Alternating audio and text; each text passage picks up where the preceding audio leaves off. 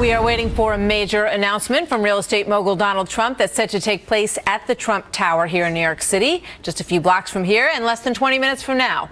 Plenty of speculation that his speech could reveal his plans for 2016 in connection with this event. Trump will also be disclosing a report that details a summary of his financial assets, which he will reportedly claim gets up to $9 billion. And he says, but that doesn't include anything from overseas, according to these numbers. Tom Sullivan is the host of The Tom Sullivan Show on Fox News Radio. Leslie Marshall is syndicated radio talk show host and a Fox News contributor. Welcome to both of you. Well, you see the podium. You see the American flags behind it. It certainly looks like a presidential announcement. So, Tom, let me go to you first. Do you think that's what it is? And do you believe the $9 billion number? Well, look, $9 billion. Forbes says it's $4 billion. I don't know, and does it really matter when you're, between billions, between friends? But I will, since Donald does everything big, I will bet you a large lunch at a drive-up window that he is going to not announce that he's running for president. He will do some sort of exploratory committee, but I seriously doubt that he's going to throw his hat into the ring. Yeah, you may be right about that. We may hear that it's an exploratory committee, and we'll see if he decides to run. Leslie, what do you think? I mean, do you think, he's got some pretty decent numbers. We're going to show him in a moment.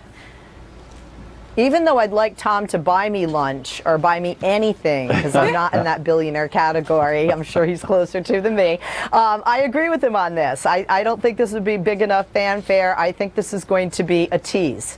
And Donald Trump has done it before. He's teased well with many things, whether it's a reality show or a bid for a presidential run, or I have some information on this, and that we don't hear the information. So I agree with Tom. I think this is going to be a bit of a tease and an announcement of exploring the option of running, and not the big reveal. And Martha, because he has to raise some money. Well, this he's got to leave the PAC door open to raise some money. This goes back to my days in California, where Arnold Schwarzenegger came out and said, I'm going to run for governor, and I'm wealthy, so I can't be bought. But then people were surprised because he said, I need you to contribute to my campaign. Just because you're wealthy doesn't mean you're going to spend your money on your campaign. So, yes, he will raise money. But the other part about this, you said his numbers are good. Real Clear Politics has him like number 9 on the list of Republican candidates.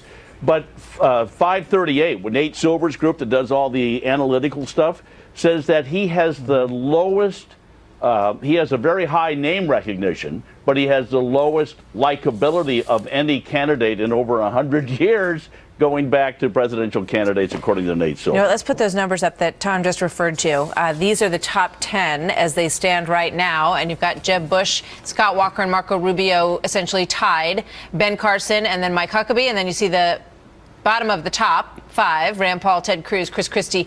Donald Trump is higher than Rick Perry. He's higher than some other former governors of states. He has every right to do this, Leslie. I mean, it's a democracy. Anybody can run who wants to run. He's a very prominent person who's done a lot of business, obviously, over the course of his life. And he has every right to throw his name in there, does he not?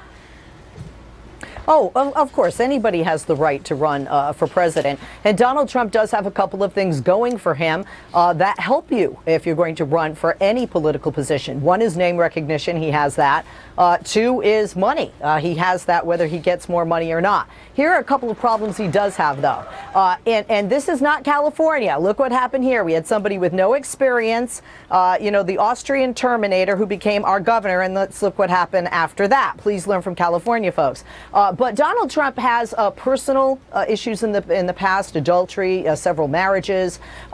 Secondly, he has no experience. He may love the military and the vets and says that he can, get rid of ISIS. I'm sure the Pentagon chuckles and is looking forward to hearing that plan. I mean, obviously, he says he could create jobs, but where's the plan to do that? Extramarital relationships do not keep people out of the White House. We've seen that quite clearly in the not so recent past. So, I mean, that is not a deal breaker. You know what? The thing is, though, Tom, when he gets up there and he talks about stuff, people respond.